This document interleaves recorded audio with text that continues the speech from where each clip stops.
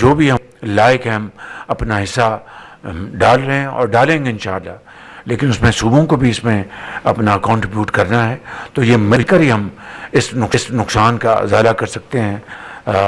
کل جو قطر میں جو اسرائیل نے پھر صفاقانہ حملہ کیا ہے اور بربریت کی ہے اور ایک سوورن ملک کے خلاف جو جارحیت کی ہے، میں سمجھتا ہوں کہ اس کی جتنی بھی مذمت کی جائے وہ کم ہے۔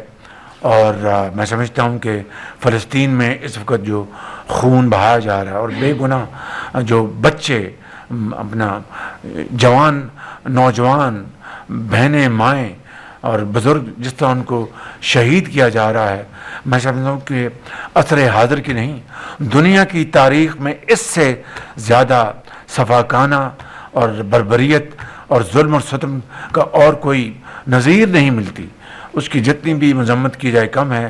اور کل قطر کے اوپر جو حملہ ہوا، فلفور ڈپٹی پرائم منسٹر نے اس کے اوپر اپنا ایک اسٹیٹمنٹ جاری کیا، میں نے اسٹیٹمنٹ جاری کیا، پھر میں نے قطر کے امیر سے خود کل رات بات کی، انہوں نے پاکستان کے عوام کا، حکومت کا، میرا سب کا شکریہ ادا کیا کہ اس مشکل وقت میں ہم نے ایک سٹینڈ لیا ہے، showing complete solidarity with our brothers and sisters in Qatar, اور ان کو میں نے یہ یقین دہانی کرائی کہ ہم اس مشکل وقت میں آپ کے ساتھ ہیں، ہمیشہ آپ کے ساتھ رہے ہیں، رہیں گے۔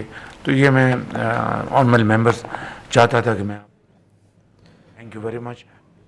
وزیر اعظم شہباز شریف وفاقی کابینہ اجلاس میں گفتگو کر رہے تھے۔ وزیر اعظم شہباز شریف کی جانب سے کلائمیٹ اور زرعی ایمرجنسی لگانے کا اعلان کیا گیا۔